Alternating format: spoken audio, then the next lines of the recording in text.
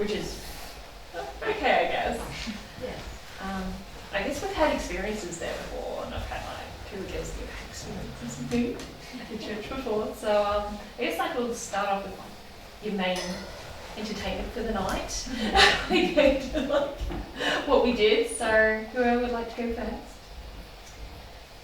I was very entertained by the 3 of these ladies getting angry and upset by a presence, and I was quite calm just watching them. But for some reason I wasn't fazed. I don't think it liked me.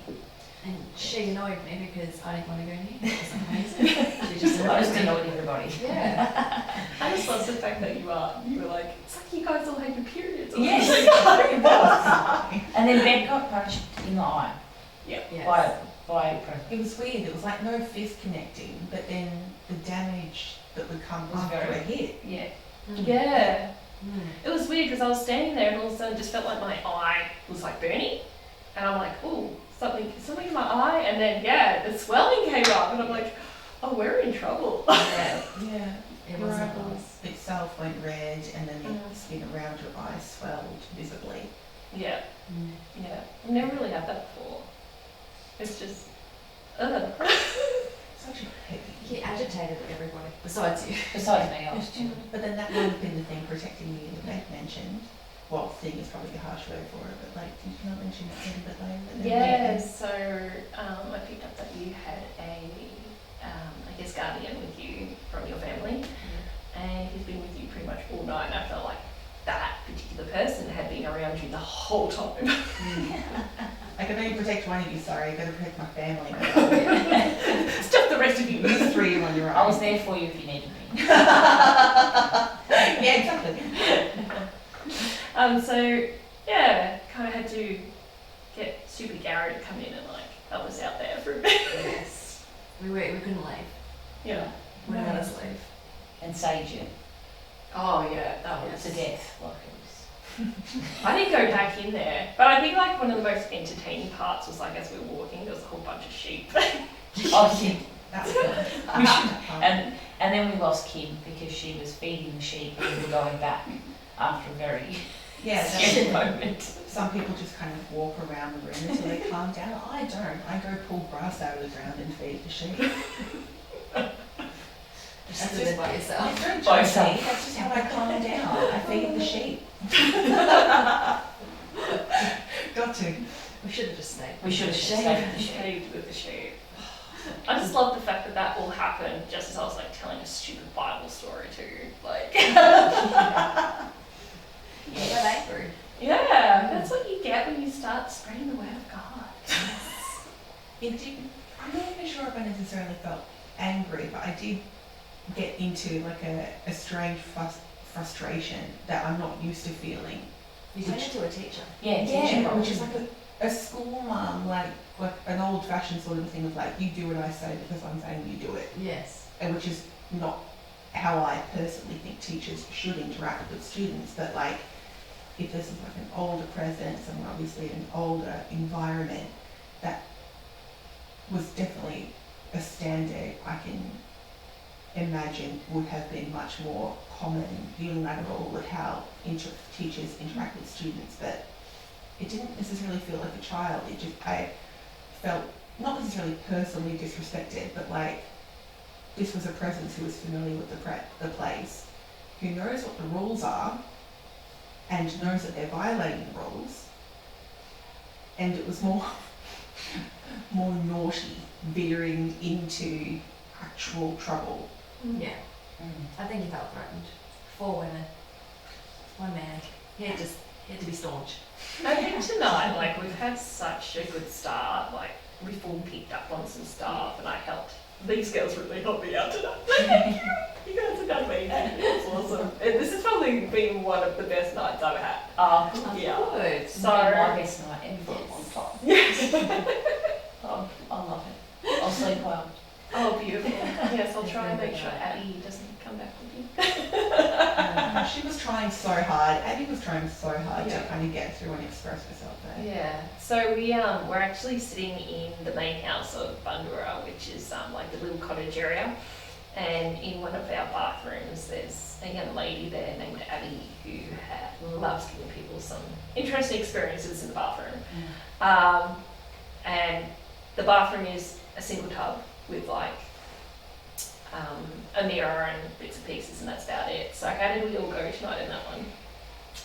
You go, Ronnie, first. Oh, again, I was pretty chill. Yeah. You just sat there like, yeah, bitches. I jumped Quite in weird. with her. It's quite weird. Yeah. Yeah. No, I felt a lot of sort of like, I don't know, cold sort of tingling in the back of my head and down my neck. My arm felt like it was on fire, and then towards the end I started to feel like I was going to vomit. But We had a bucket already. yeah, it was just a sensation. And then Renee got in the bath, like rattled. Yeah, I do like it. Yeah, that was weird. There was a rumble. I heard the rumble. Yeah, we heard the rumble and then it it was vibrated. Yeah.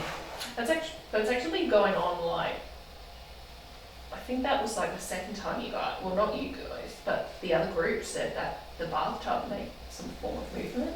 Yeah. We had footsteps too in the hallway. When Yes. we were in there. Yeah. And I had footsteps before when Gary was over there. I could hear something behind me. And I've still got a headache, so I don't know if it's Abby. I feel nauseous and I have really bad pain behind my eyeball. Yeah. Yes, my eye still annoying me after that soccer punch. Thanks. Oh my god. Yeah, I don't feel the greatest in the house. No. There is some presence here that is a negative, I guess. I get more of a male appearance, like more ownership over the house. And this, funny enough, is the room where we've caught someone walk past the doorway in like a outfit. So this is the same room. I was going to say, is there something curious from it? We actually, funny enough you say that. So we're sitting at, okay, so to paint a pic for everyone that's listening to this, we're in the dining room and Gary set this up for us. And we're at a large table with like cutlery. The dinner setting. The dinner Everything's setting. set for dinner. Just getting the right through at the centerpiece. Unfortunately, if we're hungry, the food. I mean, Fake. you can some wax grapes if you want to try those. Oh, yum. Some water. They're nasty though. I would like to know how long that water has been sitting in that tub for. It's ancient. Oh, so yeah, so we're just sitting around here having a good old chit chat about the night. So we have had some unusual presents, I guess, tonight. We've had some real positives things too, like I guess too, tonight we've had mostly women, like we only have Gary and one other fellow, and that's it tonight. But the energy between all of us has been really good. Yeah, Just it's positive. been fantastic. A lot of awakenings, Yeah. I hate the word awakening, but a lot of like, oh my god, moments tonight. Yeah, vibes. It's been a really good, positive night. Great Mm. vibes, Yeah. except for right now. Yeah, I'm not. It does feel feel it. like, even if it's just like, not necessarily the masculine presence of the house, even if it is Abby trying her very best to communicate, it does suck that it kind of manifests in a way that causes pain or, you know. Abby's draining me. Yeah? Oh, she is draining me. I don't think it's Abby. No? No? No, she's I You feel and it's, Abby I are feel mates. it's more male. I reckon Abby likes me. Probably does. I'd say so. I reckon she does. I went out of the She bath did and I not was upset drained. me. And she had the cold pressure on the back of your head, and that's Yeah, like, yeah. we're good, we're It good. was harmless, I think. Well, she was standing behind you, like we picked up. I felt, She was- yeah. Yeah, she was right behind you. Yeah, I felt it. I She still come from after this me. blood. She came after you. I do feel like you tend to experience more of the, like, similar to me, because I experience a lot of the trauma of their passing. Yes, I feel like I attract more negative. Yeah, like they use that to kind of filter out the emotions of what happened to them, Yeah. and it's so annoying. It Isn't is. it? Yes. Just like, just give me a break.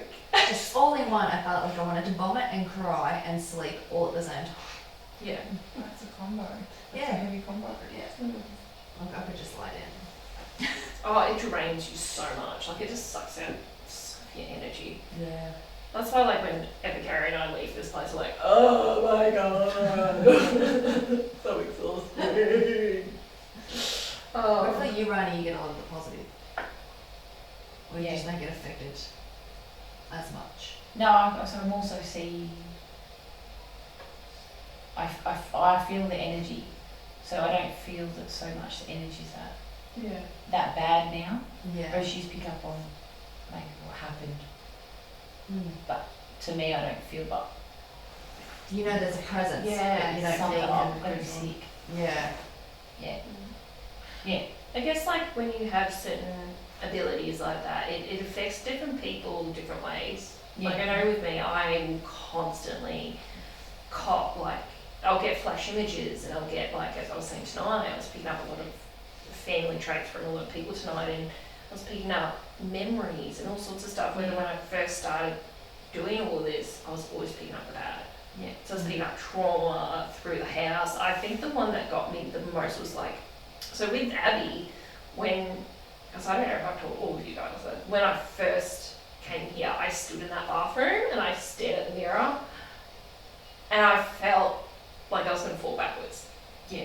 And so my experience was like, what I saw was she was standing there, she fell backwards, she hit her head, and that was it. She was in the water and she drowned. But then when we had someone else come in, they said something a bit differently. Oh no, she was shoved in there and held down. So it's really interesting to see like validation into, oh my gosh, like I'm not the only one that has experiences. And that's why we hardly tell anyone what happens. Yeah. So now I've had this on the podcast. You probably Yeah, you said damn it. the secret's out. Damn. That's interesting because, like, it makes me think that each of these experiences, and not necessarily they're all true or they're all wrong. It's you're picking up on a I'm not sure actually how to describe it, but you're picking up on something Abby is trying to express in the sense that, like, what does she remember about her own death? Because, like, that memory itself could become very muddled. Like, you're trying to think of Abby as a person, like, how did I die? You know, or like even having the cognizance to ask yourself that question if you are dead. So what happened to me? And she's quite young too, so just, yeah. Teenager. Her breakdown at done cooking. Like, Yeah. It does also bring to the fact, like, depending on where she was hit, does that also, being passing, can that affect the memory because of your brain being in that situation? and like, you think back to memories you have, and like memories you have of experience you've had in your own life, like they kind of get picked apart and built back together. And like when you read things about how fallible memory is, like in the context of like court cases, you know, people would have been used as witnesses, and then people being certain that a situation played out in a particular way, and then being presented with evidence that it's like indefatigable evidence that it actually played out a completely different way. Like your experience of staring into the mirror and then falling backwards.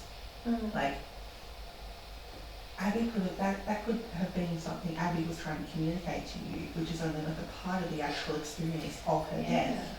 And like the other person expressing to you like, no, I feel like she was knocked into the bath and held underwater.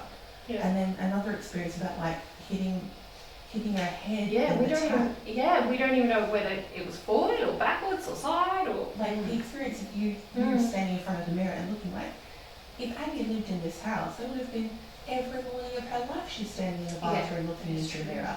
And like what she's trying to communicate to you of standing in front of the mirror and then falling over backwards could have been an amalgam of like 27,000 mornings that she had. You know what I mean? Yeah. That's so fascinating. Never thought about it like, see, this is why we're doing a podcast tonight. I mean, because like, she was a human being. She would have had fallible memory. Yeah. It's, poor kid. Yes. So, in closing, how have we helped, like, before we finish up this part of the podcast, what are some of the experiences that you've had for all of you, like, that has kind of made you go, oh shit, ghosts are real, or spirits are real, or weird things happen and they're unexplainable? I think the first time I came and I was looking at the school window and I described this woman that was there and how she felt and you validated this woman. I thought, yeah, okay, so I kind of might have a gift. Yeah. I'm not just seeing random, like it's not just in my head. Yeah. So yeah, that was, yeah. I don't know, just in my life in general, like just too many coincidences to be a coincidence. Like, Yeah. things I've Oh, felt yeah. and seen, and it's just, no. And I don't know, I just picked up from a young age that what I was feeling is something. Yeah. Something different compared to others. Yeah. So Yeah. I think I've just always believed that, yeah, There's something else. oh, they're definitely something else. Yeah. This can't be it. Oh, 100%. Yeah. And that's the thing, like, some people I feel that go, oh, that's it, once you die, that's it. Yeah. Because unfortunately I've had to deal with someone, as you girls know, who's like that. I think that kind of thinking pattern actually makes me feel sad for them. Yes. Because it's like, well, how can you not acknowledge that potentially there's something else after life when, like, Mother Nature shows you in every way. Yeah. Like, I love bees. I think bees are really cool. I know we need them. But if like you sit there and you watch a bee, you watch what they do, or same with any, whether it's a flower, whether it's an insect, whether it's an animal, they all have the ability to pick up on different energies and stuff. Yeah. And I've had pets that do that. Yeah. And I've seen, like, the way bees work is amazing. Like, they all have their own little unique energy and the way they communicate. Like, surely there's got to be something behind that. Yeah. 100%. And I think I don't have people around me who believe in this, and like learning about empaths and sensitives, and like I've realised that I'm a little bit of an empath. Like everything that I was feeling, like getting drained from people's energies, and I thought that was kind of normal, but I didn't realise that not everyone did that kind of thing. So Yeah. being around people, and I'm like, oh, I do that too. Like, And I think, like, a You know? lot of women are empaths, so not just women, some men are, but I find more and more women are connected to their empathic skills, and they're starting to develop. And because we're now going through this new, what I call, I guess, earth stage, a lot of women are going, oh crap, I've got abilities that now I didn't even know I had, and some of them are even developing now, whether a lot of people think, oh no, when you're teenagers it happens, but I think it's because we're all starting to have this, especially with the whole COVID thing, we're all starting to really, again, I hate using the word, but have this awakening within ourselves, especially as women. yeah. What about your experience? What have you experienced that's changed your life? This is actually only the second time I've come to an ADUPI event, and both times have been fantastic. I think what facilitated me being open to, I am unfortunately one of those squares who largely believes that when you die, you die. Yeah. But then I'm in two minds about that, because I've had experiences throughout my life that indicate that we share our plane of reality with other things. Yeah. I have a core experience from when I was little, and I'll remember it for the rest of my life. In a house that, a prefab house that my parents built when my dad was still in the army. My sister was very little. I couldn't have, we still lived in our little suburb in Perth. I couldn't have been any more than, I have a lot of memories from when I'm early, I was 3 years old, so I couldn't have been any more than 4 or 5. But my sister's bedroom and mine were at the far end of the house, and I was having a bad dream or something, and I wanted to get into bed with Mum and Dad. And my very sensible 4-year-old tactic here was to crawl on the floor, on the hallway, underneath my doona, because obviously nothing can see me. I'm invisible under the doona. And I was terrified for no reason, apart from just being in the middle of the night. And I was crawling up the hallway under my doona. This is going to make me sound like a creepy Victorian murder child, but They all had those moments. crawling up the hallway singing Ring Around the Rosie to myself. Not That's like a allowed. haunted movie. Yeah, I know, sorry. I am actually dead. Not out loud, in my head, singing it to myself, just to keep myself calm. Because as a Victorian murder child, I found that song very calming. go. Oh You my are gosh. aware that Ring Around the Rosie is about the Black Plague? Yes. Okay, cool. I just wanted to clarify. It's like a fun, cute song about people dropping dead in the streets, entire towns wiped off the map because of the plague. Like, yeah. Yeah, you weren't creepy child at all. Not at all. I was a fun Maybe you're loving, reliving a child. memory of being back to that Oh, day and age. millions of Europeans dead, so probably, Yeah. right? Okay, well, I'll just say it. Something else was walking up the hallway with me, also trying to keep me as calm as possible. Yeah. Like it was a protective, masculine presence, fully aware of what I was trying to do. I was trying to get to my mum and dad's bed, and it wasn't going to stop me. It was trying to support me on my little mission. And I could hear a voice upraised behind my head, human man height, singing Ring Around the Rosie in time with where I'm up to, out loud. Except I won't touch you, so I won't freak you out. But like, I kind of got to hear the end of the song where they're like, Pocket on the Rosie, tickle under there, like fingers in my ribs, Oh wow. like to Like tickle a me. grandfather type. Yeah, to like tickle you, not in a creepy No, way, no. but like in a like tickle the kid kind of way. Like that's the end of the song, and there were fingers in my ribs, and my legs and arms shut out, and I face planted onto the carpet, and I just kind of laid there like a little for a second.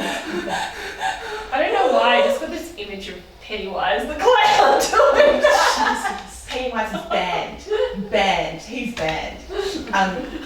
I don't remember exactly what happened at the end of it, but creepier. I'm sorry, I'm a It was- horror. it was such a positive vibe. Like it, Yeah. the shock of it freaked me out. I wasn't Yeah. scared. It was just shocked because I wasn't expecting physical contact, Yeah. and I remember fingers pressing into my ribs, not to hurt me, to tickle me. Yeah, just to make you happier. Yeah, to keep me calm. That's part of the song. And then it did the opposite. It freaked me out, man. And then everything was cool and groovy, and my mum's open-minded, so she's always been very supportive of that, and she's always kind of believed me and accepted what I Yeah. said, and never really pushed back. And a cousin of ours has always been very supportive of that as well. I've never had an experience since then that intensely in my face, undeniably happening, or physical since, but always, when I was younger more so, but still now, I'm just aware of when something in the room shifts. Well, they do say like, as a child, your third eye isn't closed over yet, and so you do pick up more than most adults would, and especially in today's day and age, you're trained. Well, I guess trained's the wrong word, but you go through this program, which is school, and you're told visible friends aren't real. You're just seeing things. You put through like a cycle of almost like a version of brainwashing. Yeah. And having dyslexia, like, I hated school. I'll be honest. Yeah. Me too. Yes, I love arts and crafts and anything like that where I could express myself. And I find kids today, I don't know about now, but growing up for me, I couldn't express myself as much as what I can now being in this field. And you like a lot of the kids do. It's quite sad because if you tell a friend when you're like 10 years old, oh, the other day I was like in my bedroom and like someone put the covers down. Of course, like your friends are gonna freak. Yeah. And then other friends go, oh, I don't believe you, prove it. And it just becomes this, oh, well, if I say nothing, then it'll either go away, or if I don't tell my friends or I don't tell these persons who don't believe me, there's my dyslexic moment there. If I don't tell these people, then maybe it will just, they won't think I'm crazy. Yeah. So I've had a lot of those. I guess for me, like, my first interaction with the paranormal was growing up and having these black entities in my room all the time, like in the cupboard. You too? Yep. Not in the cupboard, but always outside my window. Yes. Yep. And Sometimes I had parties too. oh, mine loved coming out of my cupboards, and like I remember as a kid like being, because I used to run up into my parents' bed all the time. Yeah, I got to. Yeah, you got to. They're like your security blanket with your safety. When you hide Used to it. be a kid like hell. Oh, I would wake. I'm gonna make a confession here. This is so embarrassing, but I honestly don't care. I was that kid that wet the bed, so Me too. Yes, I'd wake up with the hairdryer on in the bed of my parents. I bed hopped and wet every bed. I wet the bed. Hello, me again. My older sister used to lose it. So She's not getting in my bed. I'm gonna still wet the bed. Why can't you stay in your own bed? I'm sorry, there's people in my bed at my door. I just remember like seeing these black, like they had no facial features whatsoever. They were just these black, like human looking things, and one would come out of like the cupboard, because I had the cupboard literally facing my bed. And so I'd like pick up over the cupboard and the cupboards would just open, and the next thing I know, two arms, like two hands, would like put their hands on either side of the cupboard door and just like stick their face out. And then that would start like, hyperventilating and freaking out. And then the other one would actually peek around the corner of the door to scare the shit out of That's me. a lot scarier than mine. Oh, well, I didn't realise they were feeding on my fear. And so my It's mean. It's so mean. You're a child. So my grandfather passed away before I was born, and my mum was very connected to my pop. And his name's George. He fought in the army, and he was an air pipe. I can't say the bloody word. He was in the Air Force? Yeah, he was in the Air Force. Yes. Yeah. And so my mum called on him because she was quite spiritual at the time, and I was raised as a Mormon back then, but she called upon him. I remember one night I was in that room, same thing started to happen, and I was really, really scared. I think Mum kind of was like, I've had enough of her wetting my bed. Like, someone help me. And all of a sudden I just remember this light came down the hallway, and this man in a suit, like an air flight suit, came into my room and just went, enough. Like, really loud, like, enough. And they all disappeared. They just like sunk back into where they were. And he sat at the end of my bed. He went, it's okay, darling, you can go to sleep now. And I just remember his voice changing. Oh, Thanks. And I just remember like feeling like a... thanks for Pop. Yeah. Oh. I had no idea at all who this person was. And it wasn't until like my mum passed that I saw him again, because he actually helped my mum move on. I went, Dad, who the hell's that? And he went, that's your Pop. Oh. And I just... Ever since then, like, because I've seen photos of Pop, but I'd never seen his outfit. Yeah. Yeah. His uniform. His uniform. And I actually went to the Air Force Memorial in Darwin, and I got to experience what they experienced through the simulator, and I just picked up every emotion my Pop had. Oh. And it was like the closest I've ever felt to him, and I got to see the uniforms and the plane he would have been in and all sorts of stuff, and I just remember like having that feeling of, oh my god, this is who my Pop was. Like, and when he was so protective. Yeah. And so that was where it all kind of started for me as a kid. It was like seeing things like that. And then of course, because I'm like spirit guide Alira, I didn't realise that Alira had always been around me. Yeah. So there's like actual footage of me that my parents got of like this white flash that would go like across the camera around me sometimes as a kid, and like some friends. Alira doing zoomies. Yeah, he was doing So yeah, so Cool. That's awesome. well, thank you girls for tonight. Thank you. This is awesome. I'm glad you guys are, I really want you guys back on some more podcasts. We'll be back. I'll be back. Yeah. I'll be back. We'll be back. So, yeah, so okay, I guess we'll leave it with that, everyone. So welcome and thank you, my guests, for tonight. Thank you for guys having were us. Thank you. beautiful. For And another really cool event. exactly. So we'll be back at Bundoora again, and I'll be having my next group here soon. All right, guys, take care.